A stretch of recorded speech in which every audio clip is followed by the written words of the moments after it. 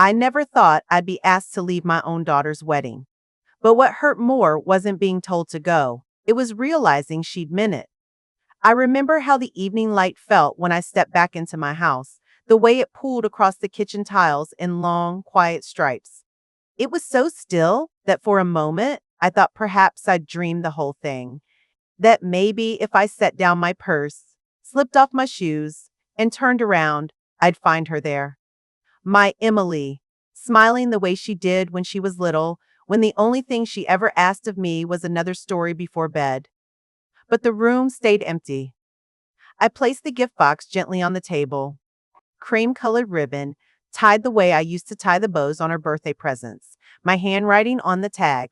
I'd practiced it slowly so it wouldn't look as shaky as it felt. My hands rested on the lid, but I didn't open it. It felt too final to untie it now, as if unwrapping it alone would make the whole day real in a way I wasn't ready to face. I thought about the way she looked at me when she asked me to go, how her eyes never quite met mine, how her voice trembled, not with regret, but with the strain of holding herself together. I wanted to believe she didn't mean it, that something, nerves, stress, too much advice from too many people, had spoken for her. But sitting there in the hush of my kitchen, I knew better. It wasn't the leaving that broke me. It was knowing she wanted me gone.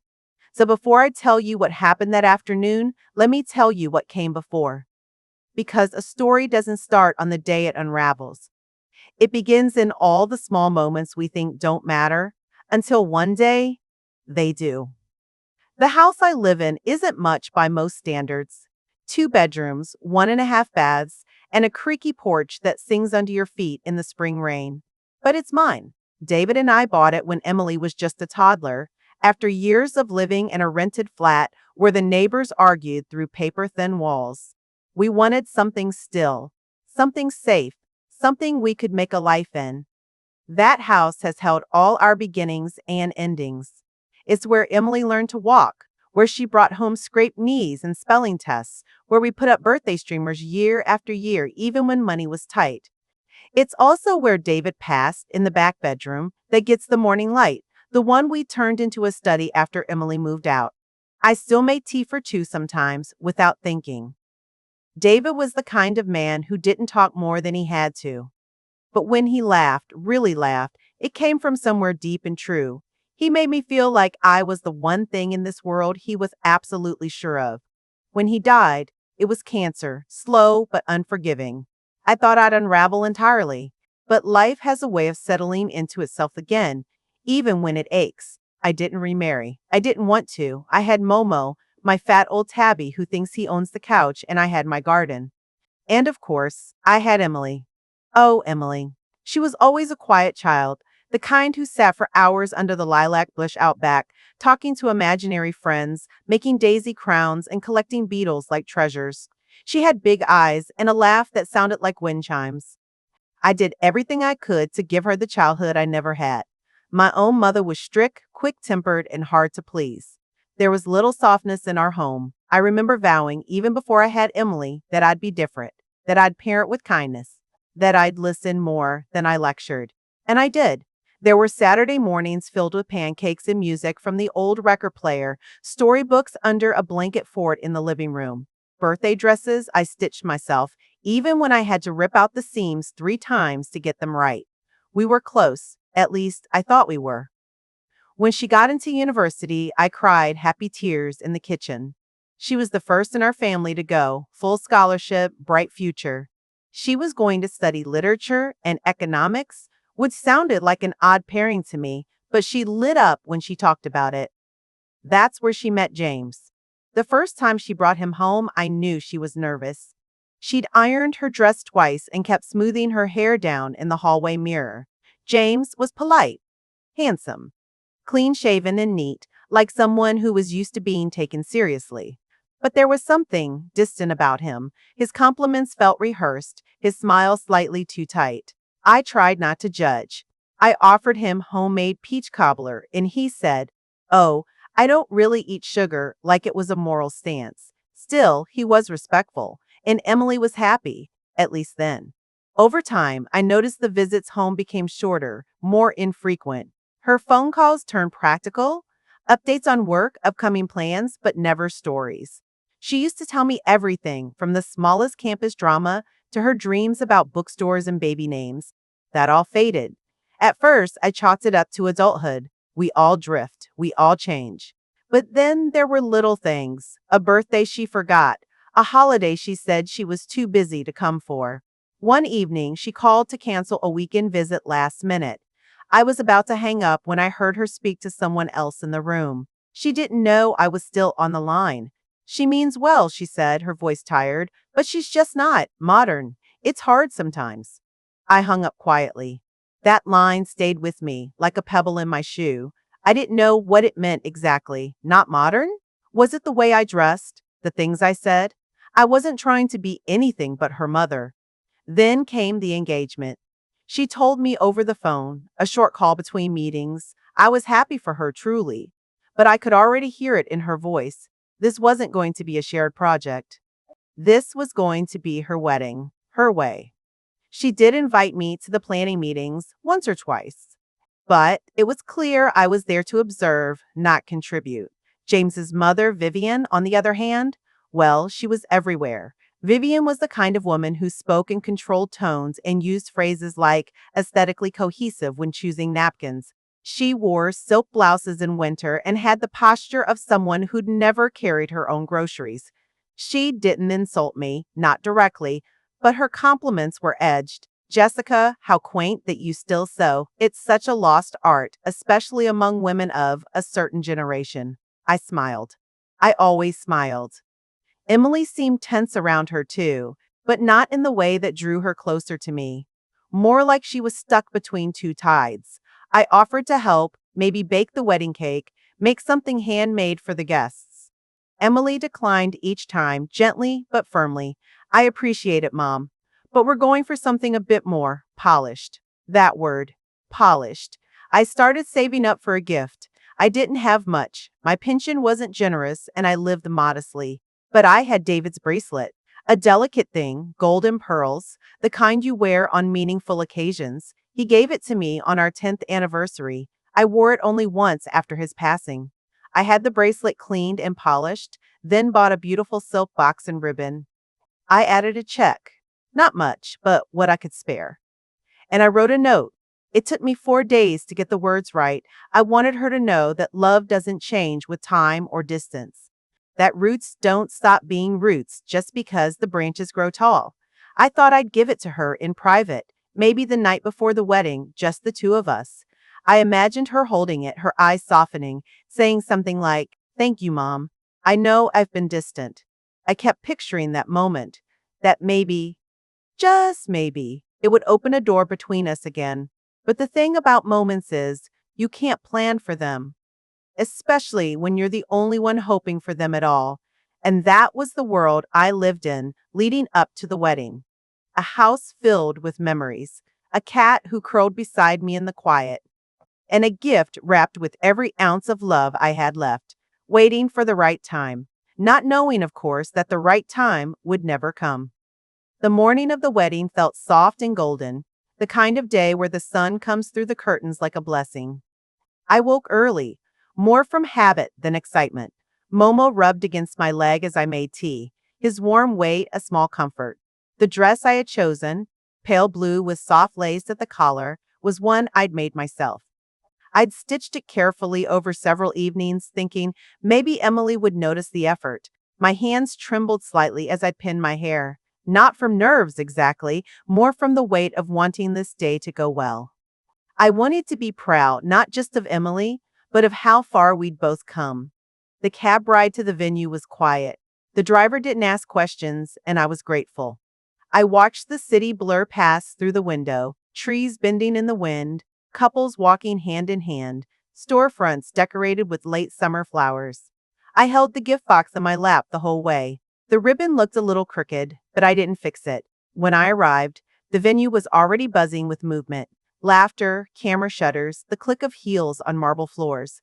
The place was grand, more opulent than I had expected. White roses in tall glass vases, champagne glasses lined up like crystal soldiers. I checked in with the coordinator, a brisk young woman with a clipboard who barely glanced at me before directing me to my seat for the ceremony. It was near the back. I didn't mind, not really. I just wanted to see her. And there she was, Emily. In white satin and delicate lace, her hair swept back into an elegant knot. She looked beautiful, almost unreal, like someone from a magazine. But even from a distance, I could see it. The way her jaw clenched slightly as she turned toward the aisle, the tightness in her shoulders. She wasn't smiling, not really. As she walked down the aisle on James's arm, James, who looked polished and proud, I felt a mix of joy and something else. Something sharp and unspoken. During the ceremony, I tried to listen to the vows, but my mind kept drifting. I looked around. James's family sat together, close-knit and polished, their suits tailored, their shoes gleaming. I didn't recognize anyone. None of my family had been invited, only me. Afterward, during the reception, things shifted further. The room was lit with golden chandeliers. The air buzzed with conversation and soft classical music. My table was near the back again, far from the head table where Emily and James sat. I smiled at strangers, nodded politely. No one really spoke to me. Vivian, James's mother, was everywhere. She floated from group to group with practiced grace, kissing cheeks and laughing lightly. She wore a deep plum gown with diamonds at her ears, and people looked at her with a sort of practiced admiration. I watched as she whispered something into Emily's ear, and Emily laughed, though it didn't quite reach her eyes. I waited for a good moment to approach, holding the gift carefully in my hands. I'd hoped for a quiet corner, maybe even a hug, something small and real. Instead, when I finally reached Emily, she glanced at me like she hadn't expected me to come so close. Now's not a good time, Mom, she said quickly, eyes darting. Just leave it on the table, okay?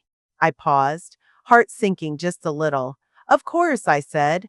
I smiled, the kind of smile that keeps everything from spilling out. It's yours when you're ready.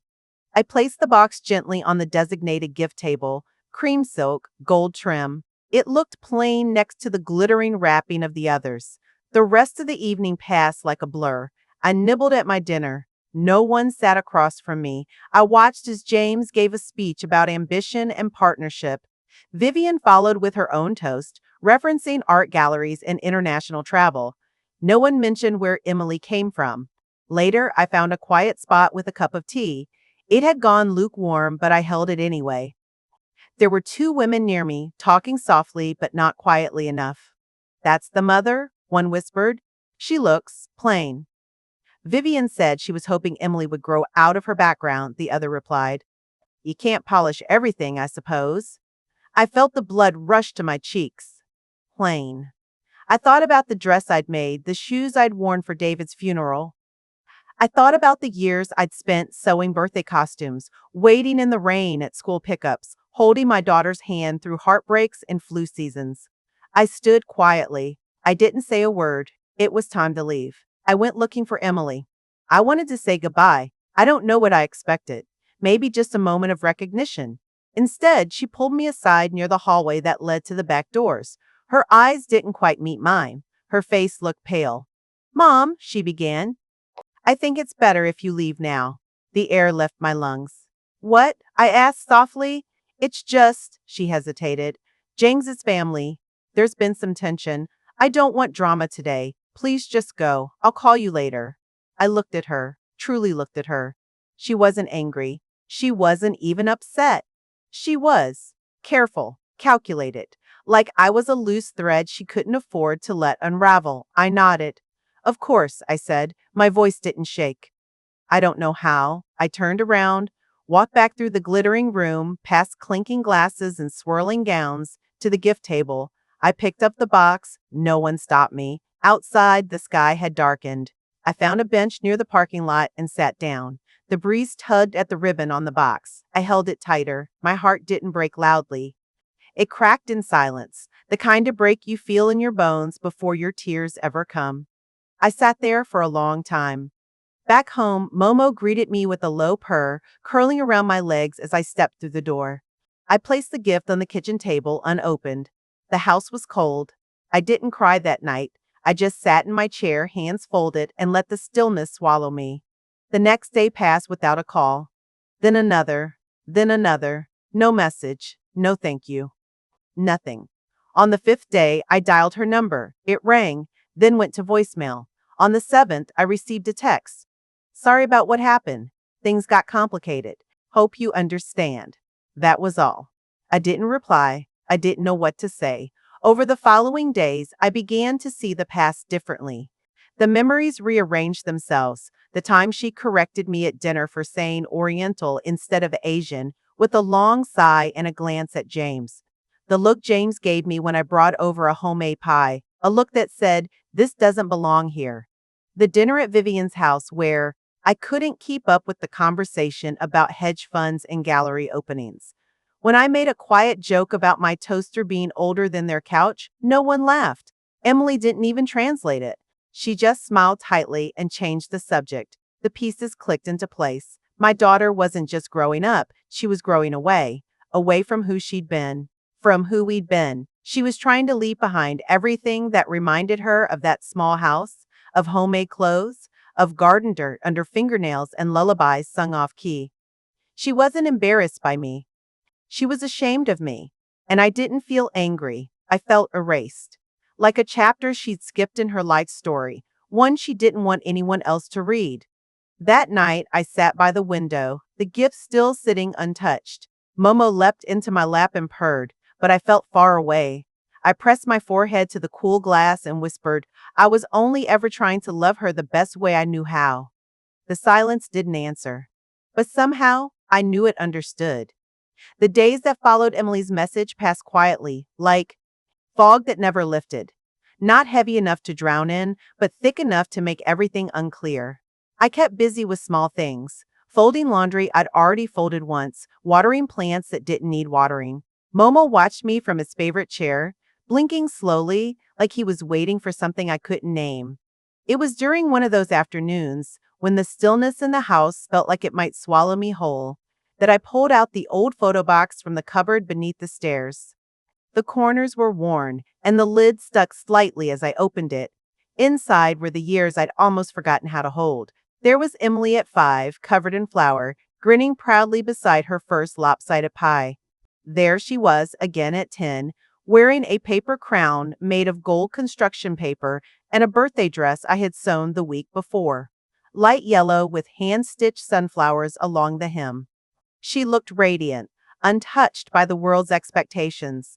And then there was David, holding her hand in the backyard, his other hand holding a garden trowel, both of them kneeling in the dirt, planting marigolds. That photo undid me. He would have known what to say. Or at least, he would have sat beside me in this grief and let it be real. I placed the photos in front of me on the kitchen table. Then, I took out a piece of stationery and a pen and began to write. Not with any plan to send it, just to get it out. Dear Emily, when I first held you, you were quiet. Just looked at me with those wide eyes like you already understood how much I needed you. You didn't cry much as a baby. You always watched, noticing everything. I always hoped I could protect you from the things that dim a person's light. Shame, judgment, the need to be perfect. I see now that I couldn't, and maybe that's what hurts most. I see how you've learned to survive in a world that tells you softness is weakness. That loving simple things, like gardens or pie or mother's hands, isn't enough. I see how you've learned to keep your real self tucked away. And maybe I made it easy for you to let go. Maybe I didn't fight hard enough to stay close when I felt you drifting. I don't need you to be who you were. I just need you to know you were always enough for me, just as you were. I still have your gift. And I still believe in you. Love, Mom. I folded the letter and tucked it into the box with the bracelet. Then I tied the ribbon again and placed it back on the table. Still unopened. Still waiting. It was 3 weeks later when she came. I heard a soft knock on the door around mid-afternoon. The sky was gray, the kind of soft overcast that made everything feel muffled. I wasn't expecting anyone. Momo parked up as if he already knew. When I opened the door, she was standing there, no makeup, hair pulled into a loose bun. Her eyes were tired, like she hadn't been sleeping. Hi, Mom, she said. I didn't say anything. I just opened the door wider and stepped aside. She walked in like she used to when she was a teenager coming home late from study sessions, quiet, almost guilty. She sat at the table, and I sat across from her. Neither of us spoke for a while. Finally, she said, I wanted to say sorry. Her voice was brittle, like it might crack if she raised it any louder. I didn't mean to hurt you. I nodded. Not out of forgiveness yet, just out of understanding. Sometimes people say things they think will fix everything. I've lived long enough to know that sorry is just a door. Walking through it is something else entirely. I know, I said. She exhaled shakily. I should have called earlier. I didn't know how. The light from the window stretched across the floor. Dust danced in the air between us. I wanted to explain, she continued. Vivian, James's mother, she said some things during planning. She was worried that your presence might feel out of place, that it might distract from the image they'd worked so hard to build. I stayed very still. She told me that some of your ways might come off as outdated. She didn't say it cruelly, but it wasn't kind either. I think I let it get into my head, and I didn't push back the way I should have. I waited. I felt torn, she went on. I wanted everything to go smoothly, to look perfect. I didn't want anyone talking behind your back. And in the moment, when I asked you to leave, I thought I was preventing something worse. Her voice broke on the last word. I studied her. Her hands were twisting in her lap, the same way they used to when she was a child, afraid to admit she broke something. But this wasn't about a broken vase. This was about something deeper. You've changed, I said softly. That's allowed. We all do. But I never thought I'd be something you'd want to hide. Her eyes filled instantly. She covered her mouth like she was trying to stop the sob from escaping. But it came anyway. A long, trembling release. She cried like someone who'd been holding too much for too long. I'm so sorry, she whispered. I was so afraid of being judged, of not fitting into James's world. His family always made me feel like I had to be shinier, more refined, less homegrown. I reached across the table and took her hand. It was cold. I raised you to be proud of where you came from, I said, to know that your worth isn't in how people see you. It's in how you treat others, how you carry yourself, how true you are to what matters. She nodded through tears. I forgot, she said. I got lost in what looked right, not what felt right. I stood and walked to the kitchen counter where the gift still sat, still wrapped, still waiting. I didn't take it back to punish you, I said. I took it because I realized you didn't want it, not then. And I couldn't bear to see it left behind like something meaningless. I brought the box back to the table and placed it in front of her. The ribbon trembled slightly as I let go. I never opened it, she said. I know. She untied the ribbon with shaking fingers, lifted the lid. Inside, the bracelet lay nestled in velvet, soft gold, and pearls that shimmered like memory. She picked up the folded note, opened it, and read. Her breath caught. I wrote that before the wedding, I said quietly, before I knew what would happen. She looked at me then, truly looked at me. And something passed between us. Not forgiveness, not yet, but recognition. The kind that comes when two people finally stop pretending they don't see the same pain. I want to come back, she said. Her voice was steadier now. To who I was. I want to remember where I come from. I miss it. I miss you. We didn't hug, not right away. We just sat in silence. The kind of silence that heals, not hurts. Outside, the light changed. Late afternoon gave way to early evening, and the sun came through the lace curtains in streaks of amber. It felt like grace, and sometimes that's more than enough. Weeks passed gently, like the changing light through Jessica's lace curtains. Emily began stopping by more often, sometimes with soup, sometimes with fresh flowers from the Saturday market. She no longer texted first, she just came, like she used to. Once, she brought James along. He was quieter than before, more observant. He asked about the photos on the wall and complimented Jessica's garden. He didn't say much, but his presence felt different, less guarded, more open. One afternoon, while pouring tea, Jessica noticed something glinting on Emily's wrist. The bracelet. Worn softly, without announcement, they began cooking together again, old recipes with names only they knew. Emily asked about her father more often now, about the time he built Emily's toy kitchen from scratch, about Jessica's childhood, her dreams, the stories she once told at bedtime. The walls, once built slowly over years, began to soften. Jessica knew things wouldn't be exactly as they were. Time leaves fingerprints, but love, even once cracked, could be mended. Slowly, with care. That night, she opened her journal and wrote, "You can lose your way and still return home, but someone has to leave the light on." Jessica's voice returns in the stillness, calm and warm. Sometimes, the people we love most will disappoint us, not out of cruelty, but confusion, fear, insecurity. And while we can't undo those wounds, we can choose to hold space for their healing or close the door forever. She pauses, the faint sound of wind rustling the trees outside. I chose the quiet road of patience. I didn't walk away in bitterness because I know silence can echo louder than anger. Her gaze drifts to the gift box now resting closed on a side shelf, no longer a symbol of rejection, but of resilience. The gift I took back that night wasn't revenge. It was love, waiting for the right time to be received. She looks out her window. The golden light of late afternoon paints everything in soft amber. Her hands, the wooden floor, the faded family photos. If you've ever been quietly hurt by someone you love, I hope you find your peace too.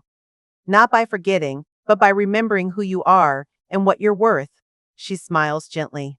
If this story touched you in some way, leave a comment with the word grace. Sometimes that's all we need.